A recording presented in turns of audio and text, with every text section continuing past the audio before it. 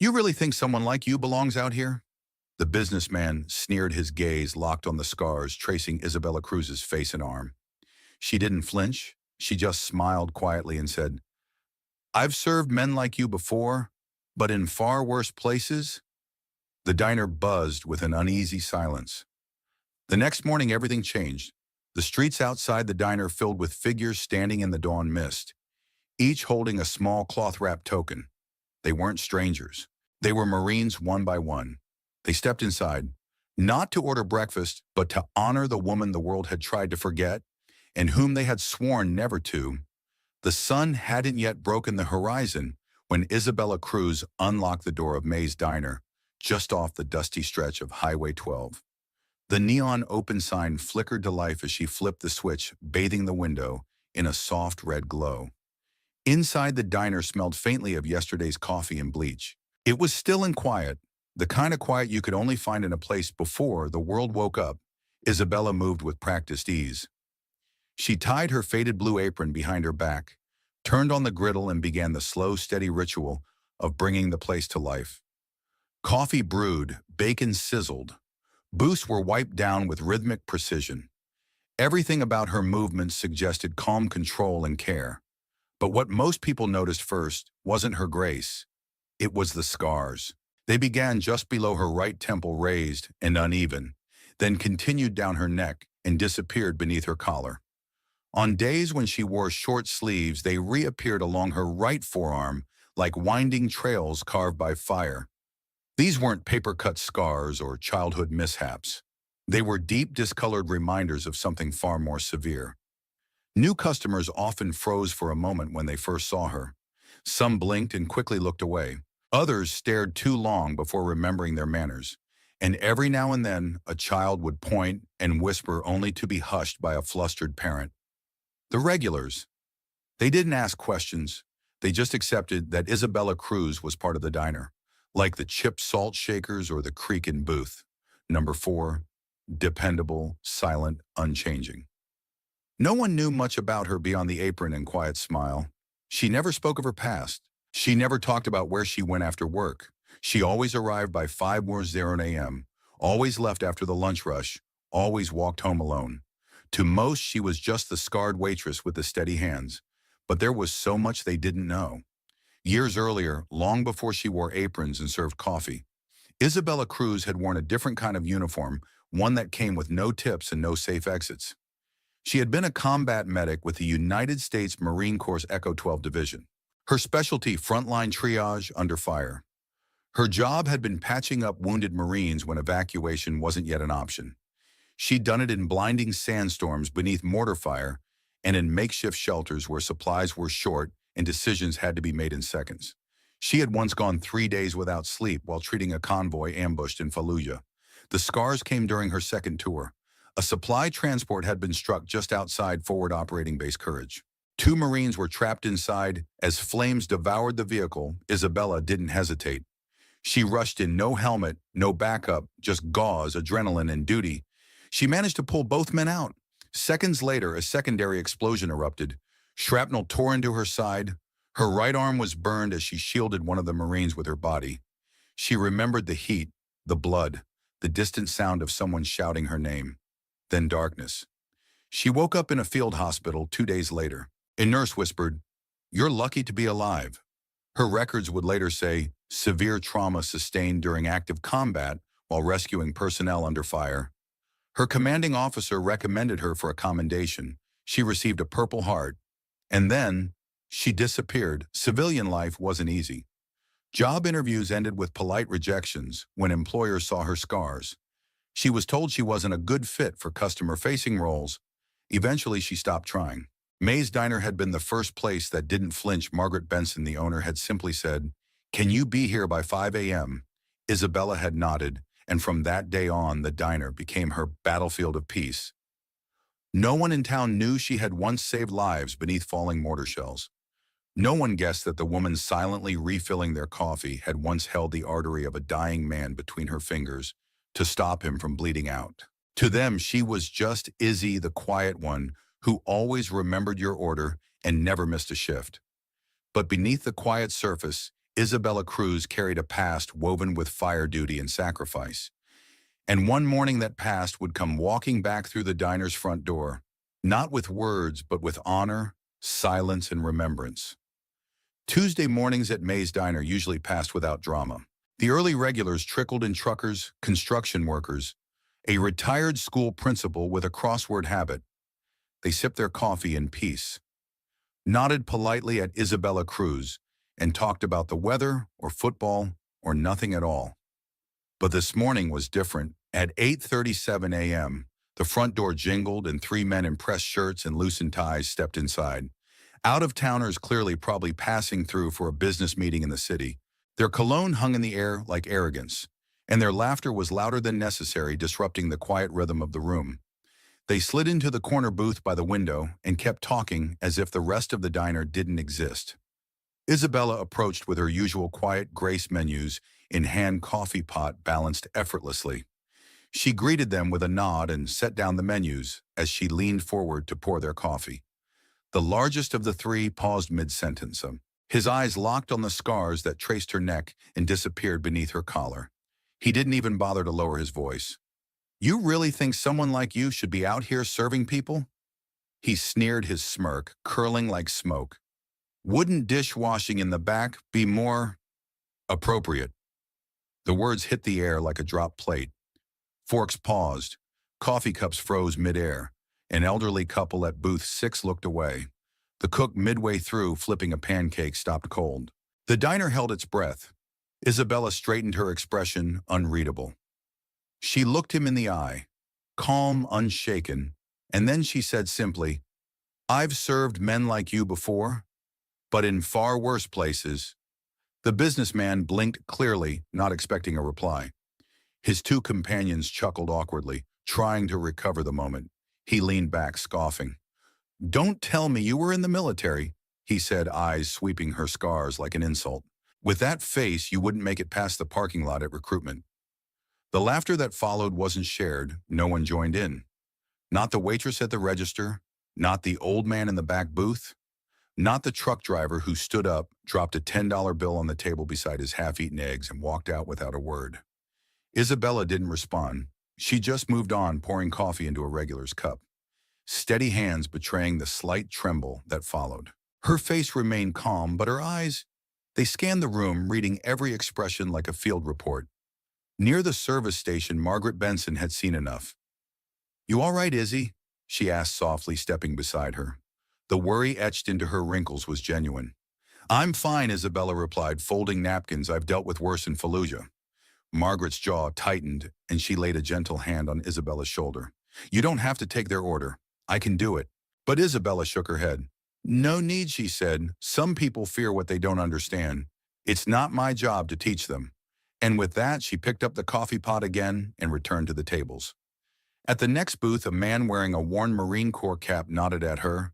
He didn't say anything, just left a 20 on a $5 tab. As he passed by, their eyes met. The look said it all, a shared language, a mutual respect. Back at the corner booth, the businessmen had gone quiet. Whether from embarrassment or discomfort, no one knew. They ate quickly, paid in cash, and left without another word. But the damage was done. Or maybe in some strange way, the healing had begun, because later that day someone posted about the incident online. Just a short story, no names, no photos, about a scarred waitress who handled cruelty with grace and a diner full of people who finally saw her. The post was shared once, then 10 times, then 100. By nightfall, it had reached veterans groups across the country, but Isabella didn't know that yet. She closed the diner as always, sweeping the floor, wiping down the counter, and switching off the open sign. Outside, the streetlights flickered on, and inside, one woman stood alone, scarred, unshaken, and more dignified than the world had any right to expect. Tomorrow the world would return, and this time it would remember her.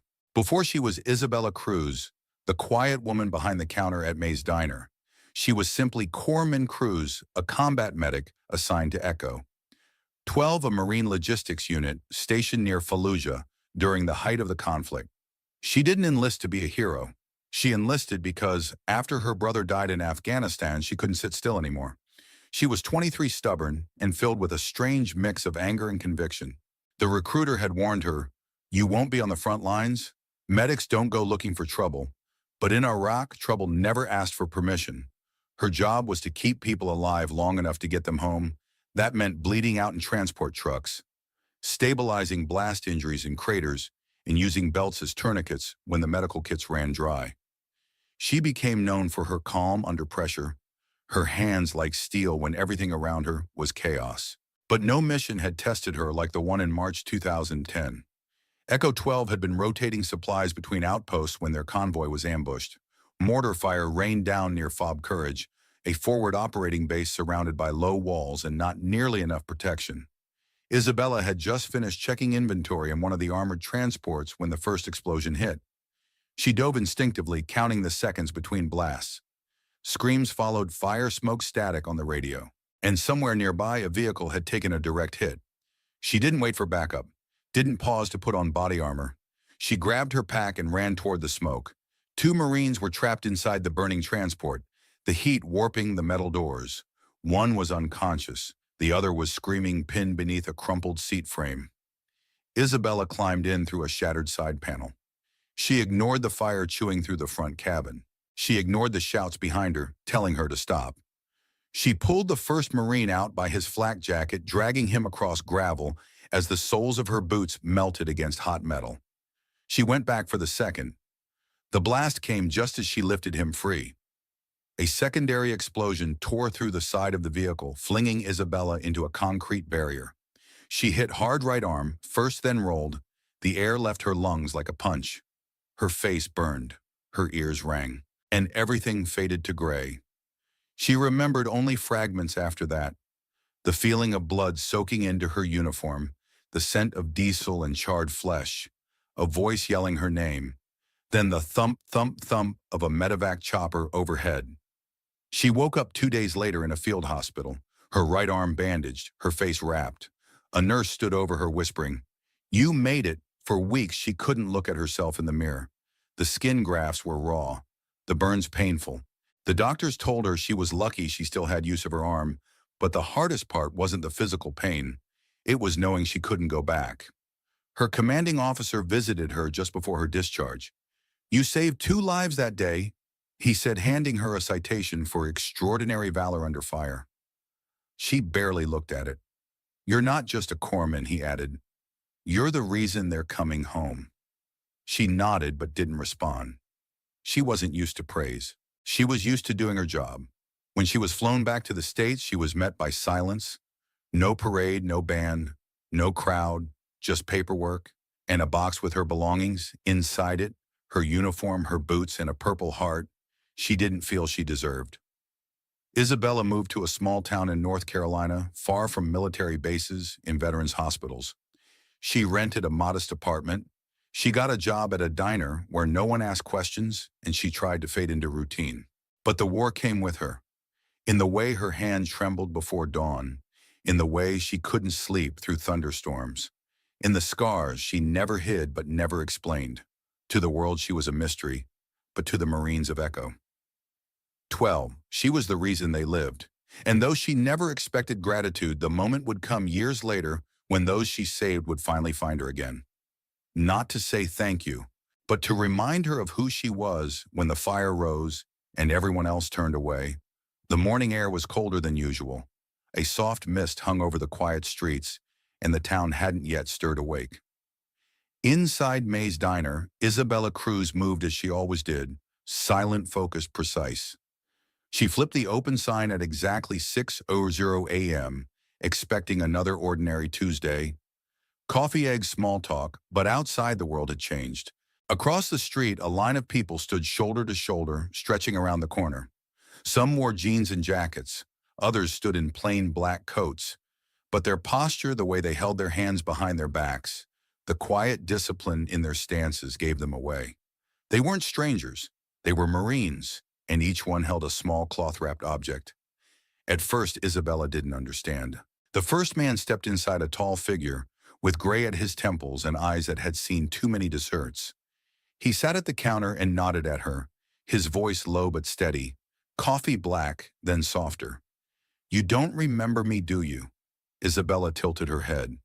The voice stirred something distant in her memory. He smiled faintly. Major Carter. Brooks Echo, 12. You dragged me out of that fire. Her breath caught. She hadn't heard the name in years. He reached into his coat and placed a small green-wrapped bundle on the counter. I'm not here for breakfast, he said. I'm here to return something. Inside the bundle was a battered Echo 12 medallion, the metal dulled by sand and time. We've been looking for you, he said. A private recognized you last week, said his captain still carried your photo, the one from the field hospital. You were still working, still bandaging others while your own arm was burned. Isabella didn't speak. She couldn't. Tears blurred her vision as she nodded silently. Outside, the line didn't move fast, but one by one they came. Each Marine brought something, a unit patch, a letter, a coin, a photo. Some hugged her. Others could only nod, eyes wet their throats too tight with memory. A young man with a prosthetic leg stepped up next. You probably don't remember me, he said, placing a coin into her hand. But I remember you. You held pressure on my leg while I screamed and cried and cursed. And you told me a joke, something dumb about a camel and a sandwich. And I laughed. That laugh kept me alive. Another Marine older handed her a folded letter. My son was one of the ones you pulled from that truck. He's got 3 kids now. They wouldn't be here without you. By 10:00 a.m., local news had arrived. By noon, the story had spread across veteran networks nationwide. A trucker who had filmed the morning line posted the video with the caption, "She was mocked yesterday. Today the Marines came for her." More veterans showed up, some from across the state. Families of fallen soldiers arrived too, holding photos of sons and daughters who had served beside her. Isabella didn't eat. She didn't take breaks. She stayed at the counter, receiving each visitor like a ceremony. A small girl, maybe 9 years old, approached shyly with her father. She wanted to thank you, the man said. She hears stories about you at night. You're her hero. The girl handed Isabella a small crayon, drawing a woman with a cape carrying someone out of a burning building. Isabella broke, not loudly, not dramatically, just a soft, shaking breath in tears that followed silently. At the end of the day, the donation jar marked Veteran Support Services overflowed with bills and notes. No one mentioned the men who had mocked her. They didn't need to. This wasn't about revenge, it was about remembrance. And for the first time in a long time, Isabella Cruz didn't feel invisible. She felt seen, not for her scars, but for what she had carried through them and who she had carried out of the fire. 2 days later, the bell over May's diner door jingled again, this time quieter, almost reluctant. The 3 businessmen from earlier stepped inside. Gone was the easy arrogance they had worn like expensive cologne. Now their movements were stiff, uncomfortable. The leader, the man who had sneered at Isabella's scars, clutched his hat in both hands, twisting it as if unsure how to hold himself. The diner went still, but this time it wasn't with fear. It was with expectation, every regular, every Marine still lingering over second cups of coffee, every passerby who had peeked in after the news story they all watched. Isabella stood behind the counter wiping a glass, dry her face, calm, unreadable. The man cleared his throat. I came to say, I'm sorry, he said, his voice wavered, stripped of the confidence it once held. I judged you without knowing anything about you, about what you carried, about what you gave. Silence stretched across the diner, heavy and thick. Even the coffee machine seemed to pause. Isabella set the glass down carefully. She walked over to the donation jar near the register, the one overflowing with contributions now, and without a word she gently tapped it. The man understood. He reached into his pocket, pulled out a folded stack of bills, and slipped it into the jar. It joined the countless other offerings left by those who knew respect was better shown than spoken. Isabella met his eyes, steady, quiet, kind, and gave the faintest nod. Not of forgiveness. She didn't need apologies. She had moved beyond needing anyone's approval. It was simply a nod of recognition. I see that you've changed. Now carry it forward. The men left, heads bowed, and inside the diner, life resumed. Coffee poured. Plates clinked. Conversation started again, but softer, warmer somehow. Margaret Benson watched from the kitchen doorway, a satisfied smile tugging at the corners of her mouth. "You could have kept that money, you know," she said later as they closed for the night. "Lord knows you've earned every penny of it." Isabella just smiled, not the careful, reserved smile she had worn for years, but a full, unguarded one that lit up her face from within. "No," she said simply, "it belongs to all of them, to every hand that's still reaching for a better world." In the following weeks, changes rippled far beyond the diner. The high school principal ordered a plaque for the counseling office that read, "Respect all scars, seen and unseen."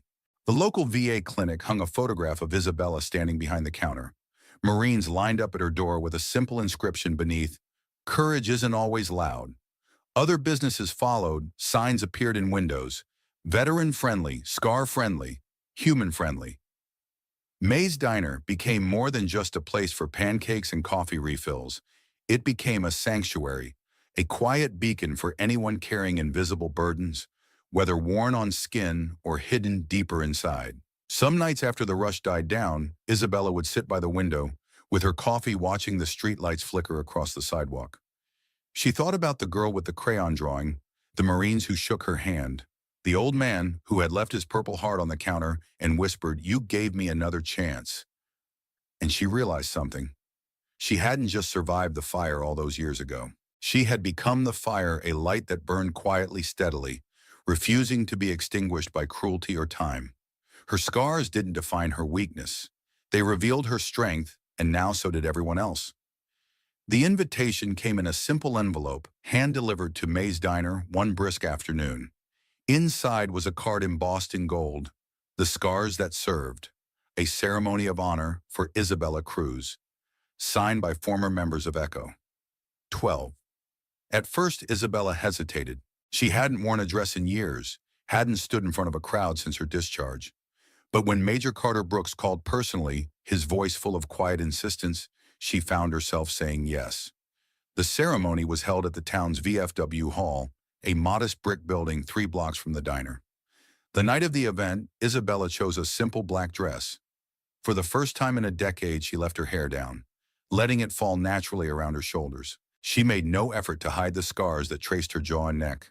When she stepped into the hall, the entire room rose to their feet. Marines in dress blues, veterans in civilian jackets adorned with patches. Families, children, over 200 faces turned toward her, standing not out of obligation but out of reverence. Isabella froze for a heartbeat, overwhelmed by the sight. Margaret Benson touched her shoulder gently from behind, whispering, "Go on, honey. This is your family, too." Major Brooks met her halfway down the aisle. His voice was steady as he addressed the crowd. "We searched for Isabella Cruz for 7 years. He said, after her medical discharge, she disappeared, as so many wounded warriors do. Some of us feared the worst." He paused, swallowing emotion. "But she didn't disappear. She rebuilt. She carried on. She healed others in ways she may never fully realize." One by one, Marines she had saved stepped forward to share their stories. A man who now coached his son's Little League team. A woman who became a nurse because she remembered how Isabella's hands never shook, even when hers did. A retired colonel who held up a photo of his 3 grandchildren and said simply, "They are here because of you." Tears slipped down Isabella's cheeks, unhidden tracing paths along her scars.